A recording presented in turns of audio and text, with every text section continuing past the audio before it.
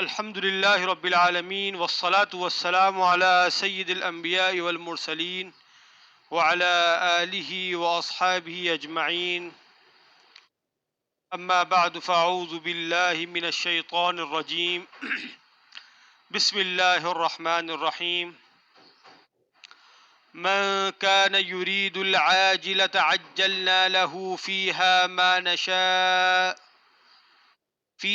ما نشاء لمن نريد ثم جعلنا له جهنم يصلاها مذموما مدحورا ومن أراد الآخرة وسعى لها سعيها وهو مؤمن فأولئك كان سعيهم مشكورا. صدق اللہ العظیم. اللہ رب العزت نے ان آیات مبارکہ میں ایک ایسی قوت کا ذکر فرمایا ہے، ایک ایسی طاقت کا ذکر فرمایا ہے جو انسان کے اندر رکھی گئی ہے. کیونکہ وہ قوت اور طاقت موجود غیر حسی ہونے کی وجہ سے انسان کو اکثر اس کی اہمیت کا اندازہ نہیں ہوتا، اور وہ قوت ہے قوت ارادہ. یہ اتنی بڑی قوت ہے کہ اس کے ساتھ انسان تمام مخلوقات پر غالب آ سکتا ہے. اس کی مثال ایسی ہے جیسے سردی کے موسم میں بارش بھی ہو رہی ہے، ہوائیں بھی تیز چل رہی ہیں. ایک شخص اپنے گھر میں اپنے کمرے میں بیٹھا ہوا ہے اور اس کو کسی چیز کی حاجت ہوتی ہے اور وہ چیز اس کے گھر کے صحن میں رکھی ہوئی ہے. تو یہ آدمی انتظار کرتا ہے کہ کس وقت بارش رکے تو میں جا کر اس چیز کو لے آؤں. بارش اور تیز ہواؤں کی وجہ سے کمرے سے باہر نکلتا نہیں ہے. لیکن اگر اسی دوران کسی خاندانی معتبر آدمی کا فون آ جاتا ہے یا کسی ادارے کی طرف سے کوئی کال آ جاتی ہے اور کہتے ہیں کہ آپ ابھی فوراً پہنچے اور آپ کا اتنا انعام نکلا ہے، لیکن شرط یہ کہ آپ کو ابھی آنا پڑے گا، تو جو آدمی اپنے چیز کے لیے صحن تک نہیں جا رہا تھا وہی آدمی اٹھتا ہے اور چادر لیتا ہے اور چھتری لے کر صحن میں بھی جاتا ہے اور صحن سے نکل کر گھر سے باہر جاتا ہے، گھر سے باہر سے اس منزل مقصود تک جاتا ہے. تو کس طاقت نے اس کو نکالا اس کے کمرے سے؟ وہ قوت ارادہ ہے. جب تک ارادہ نہیں تھا تو اس گھر کے صحن تک نہیں جا رہا تھا، اور جس وقت ارادہ ہو گیا تو صحن کیا گھر سے باہر دور کئی فاصلے تک چلا گیا، کئی میل تک چلا گیا. پھر یہ سمجھنا ضروری ہے کہ ارادہ فی نفسی کوئی اچھی یا بری چیز نہیں ہے. اچھے اعمال کا ارادہ اچھا ہے اور قبیح اعمال کا، قبیح افعال کا، برے اعمال کا ارادہ برا ہے. حدیث شریف میں آتا ہے کہ ایک موقع پر حضرت عثمان رضی اللہ تعالیٰ عنہ پیغمبر صلی اللہ علیہ وسلم کے پاس تشریف لائے اور پوچھا یا رسول اللہ کہ ایک انسان کے ساتھ کتنے فرشتے ہوتے ہیں؟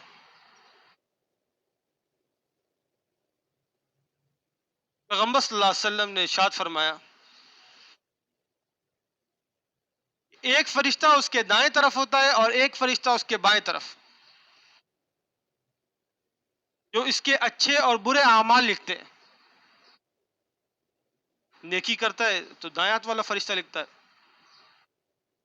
گناہ کرتا ہے تو بائیں ہاتھ والا فرشتہ لکھ لیتا ہے. اور ایک فرشتہ اس کے سامنے ہوتا ہے اور ایک فرشتہ اس کے پیچھے ہوتا ہے جو اس کی حفاظت کرتے ہیں. اور ایک فرشتہ اس کی پیشانی پر ہوتا ہے.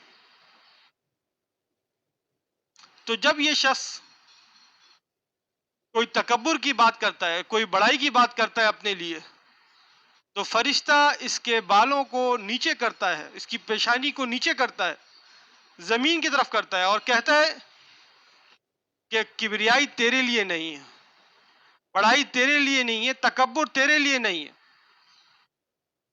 اور جب یہ بندہ اللہ رب العزت کی کبریائی بیان کرتا ہے، اللہ رب العزت کی بڑائی بیان کرتا ہے، اللہ رب العزت کے لیے تواضع اختیار کرتا ہے، تو فرشتہ اس کی پیشانی کو بلند کرتا ہے، اوپر کرتا ہے. لیکن چونکہ وہ کیفیت مجہول ہے اس لیے انسان کو سمجھ میں نہیں آتا. 5 فرشتے ہو گئے. 2 فرشتے اس کی آنکھوں پر ہوتے ہیں اور ایک فرشتہ اس کے منہ کے سوراخ پر ہوتا ہے. یہ جو منہ کا سوراخ ہے، منہ کا ہول جو ہے، اس کے اوپر ایک فرشتہ ہوتا ہے جو سانپ یا اور خطرناک چیزوں کو منہ کے اندر جانے سے روکتا ہے.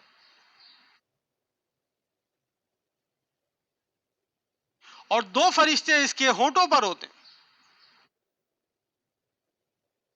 جن کی ڈیوٹی صرف یہی ہے، جن کا کام صرف یہی ہے کہ بندہ دن میں یا رات میں جس وقت بھی پیغمبر صلی اللہ علیہ وسلم پر درود شریف پڑھتا ہے تو یہ فرشتے سیدھا جناب رسول اللہ صلی اللہ علیہ وسلم کی خدمت میں لے جاتے. اب اگر کوئی بندہ پورا دن ہی درود شریف نہ پڑھے تو وہ دونوں فرشتے ایسے ہی بیٹھے رہتے، اور اگر رات میں بھی نہ پڑھے تو رات والے فرشتے بھی ایسے ہی بیٹھے رہتے اور پھر اب وقت ختم ہونے کے بعد چلے جاتے ہیں اور صبح والے آ جاتے ہیں.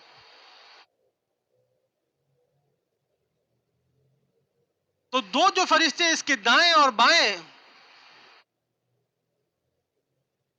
ان دونوں فرشتوں میں جو دائیں ہاتھ والا فرشتہ ہے وہ بائیں ہاتھ والے فرشتے کا امیر ہے.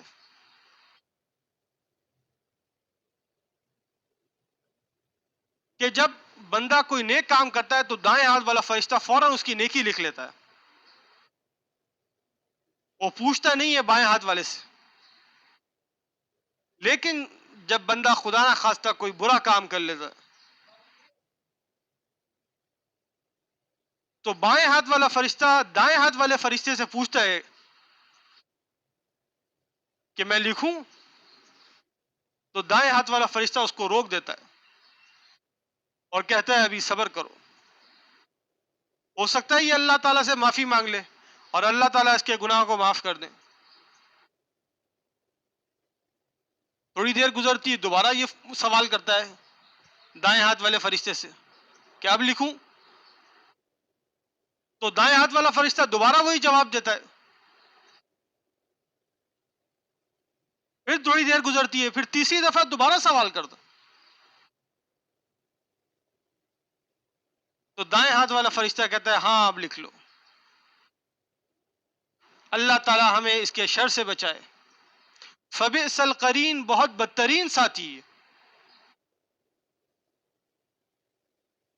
تو جو فرشتے اس کے ساتھ ہیں 2 فرشتے اس کو بددعا دیتے ہیں اس کے گناہ کے کرنے پر، گناہ کا عمل کرنے پر. انسان کے ساتھ ہر وقت 2 لشکر چلتے ہیں، ایک ملائکہ کا ہوتا ہے اور ایک لشکر شیاطین کا ہوتا ہے. ملائکہ کا لشکر یہ چاہتا ہے کہ انسان گناہ سے، برائی سے اور غلط کام سے بچے، اور شیاطین کا لشکر یہ چاہتا ہے کہ گناہ میں، بدی میں، برائی میں پھنسے، اور ان دونوں کا ہر وقت مقابلہ رہتا ہے. اور ان دونوں کے مقابلوں کی ہار جیت انسان کے اپنے ارادے پر ہوتی.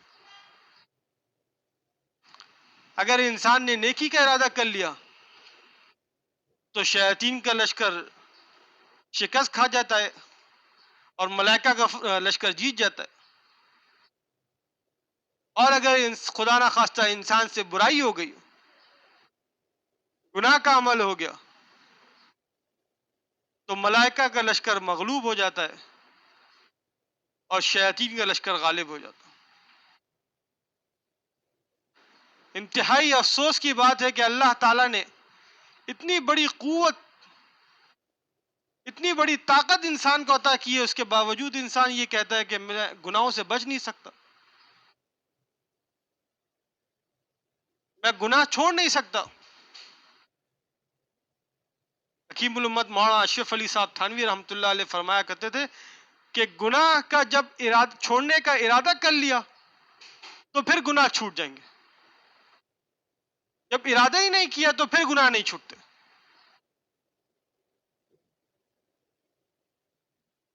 دو قانون، ایک قانون الہی ہے، اللہ کا قانون ہے، ایک قانون حاکم ہے، حکومت کا کوئی قانون ہے. اگر کوئی شریف آدمی حکومت کا قانون توڑتا ہے تو اس کو یہ ڈر لگے رہتا ہے کہ حکومت مجھے گرفتار بھی کر سکتی ہے. لیکن چونکہ قانون الہی کو توڑنے پر سزا نظر نہیں آ رہی، اس لیے انسان مزے سے اس کو توڑ دیتا ہے، مزے سے اللہ کی نافرمانی کر لیتا ہے.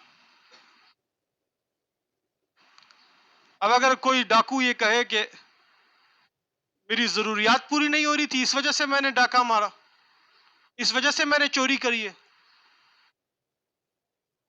تو بتائیے کیا حاکم اس کے اس عذر کو قبول کر کر اس کو رہا کر دے گا؟ جب ایک عذر ایک دنیاوی حاکم کے سامنے نہیں چل سکتا تو جو احکم الحاکمین ہے اس کے سامنے کیسے ہمارے آزار چلیں گے؟ ہم کیسے کہیں گے اللہ رب العزت کے سامنے کہ ہم نے اس وجہ سے گناہ کیے تھے؟ بہرحال اللہ رب العزت انسان کو ایک مثال دے کر دنیا کی زندگی سمجھاتے ہیں کہ دیکھو، کوئی شخص تم سے اگر یہ کہتا ہے، تم سے مشورہ مانگتا ہے کہ میرے پاس میرے لیے دو گھر آئے ہیں، ایک گھر تو بہت پرانا ہے، بہت خراب ہے، بہت خستہ حال ہے، لیکن وہ گھر مجھے ابھی فوراً مل جائے گا، اور اس گھر میں رہائش کی مدت بھی 1 سال ہے، 1 سال کے بعد یہ گھر مجھ سے لے لیا جائے گا. اور اس کے مقابلے میں ایک دوسرا گھر ہے جو انتہائی حسین و جمیل، انتہائی بڑا اور خوبصورت، ہر آسائش، ہر راحت کا سامان اس میں میسر ہے، لیکن وہ گھر ابھی نہیں ملے گا، 1 سال کی مدت کے بعد ملے گا، اور اس سے پھر نکالا بھی نہیں جائے گا.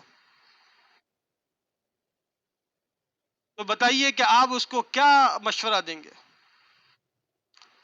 آپ یقیناً یہی مشورہ دیں گے کہ بھائی 1 سال انتظار کر لو. 1 سال کا عرصہ کتنا گزرتا ہے، کتنا ہے عرصہ؟ 1 سال کا عرصہ تو ایسے ہی گزر جاتا ہے، انتظار کر لو 1 سال.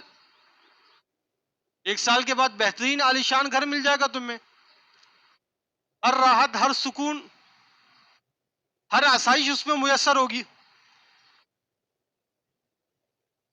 لیکن جب یہی سوال آپ سے ہوتا ہے تو آپ اپنے فیصلے کو بھول جاتے ہیں. اللہ رب العزت نے انسان کے سامنے دو گھر پیش کریں، ایک دنیا کا گھر ہے جو فوراً ہی مل جاتا ہے انسان کو، لیکن خستہ ہے، پرانا گھر ہے،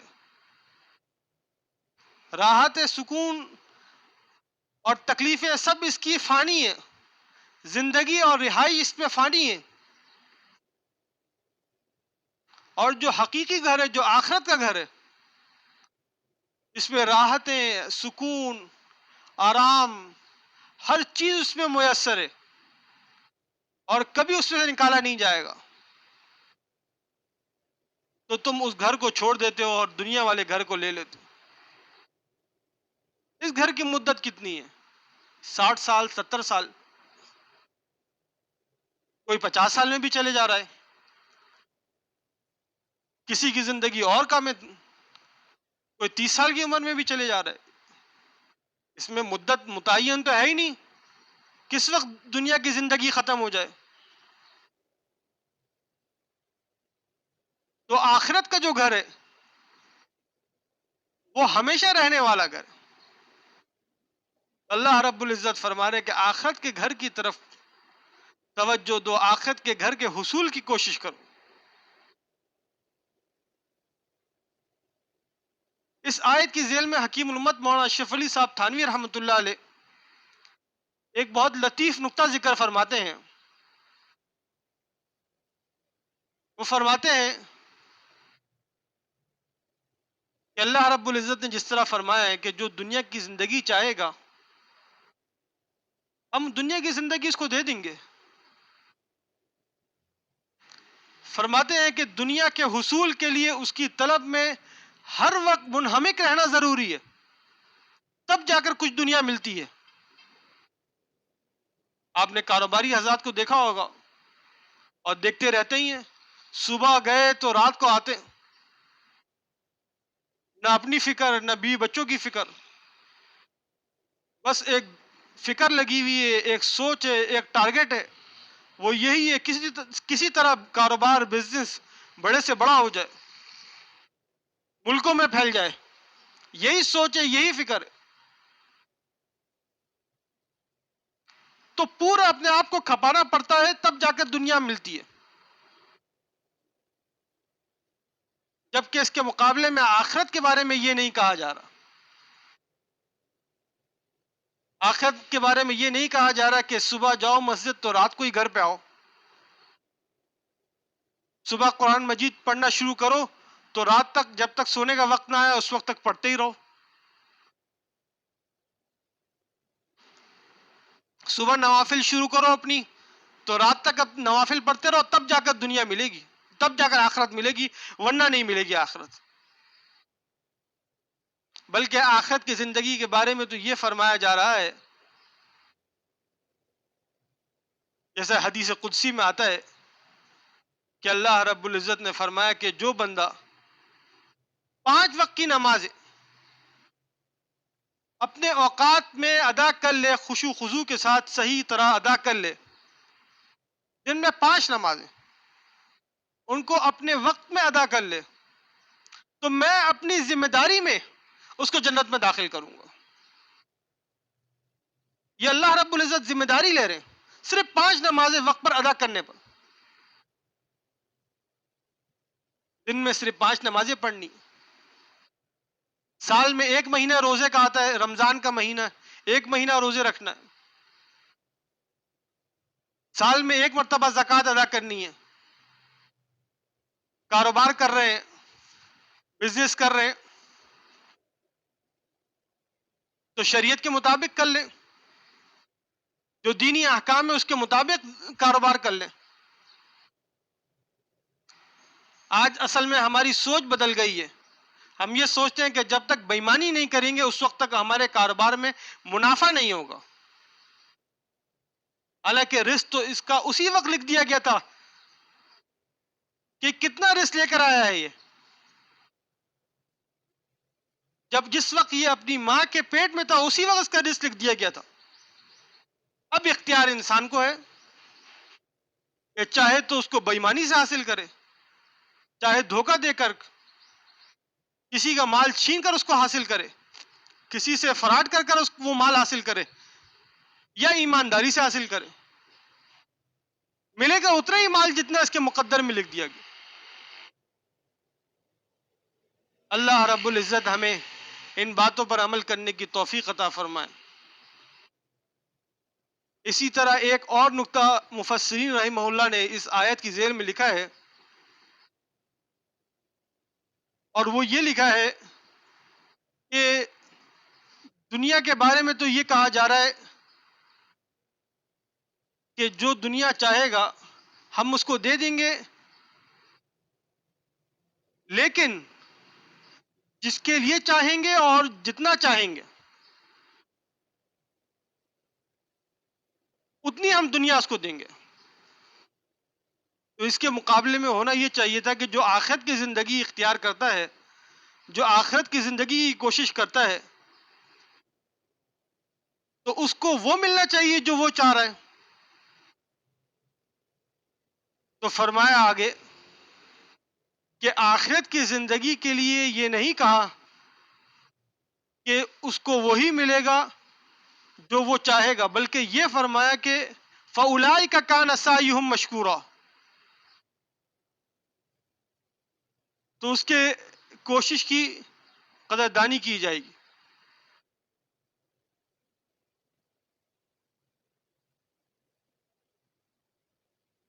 یہ اس وجہ سے فرمایا کہ انسان کی سوچ کا دائرہ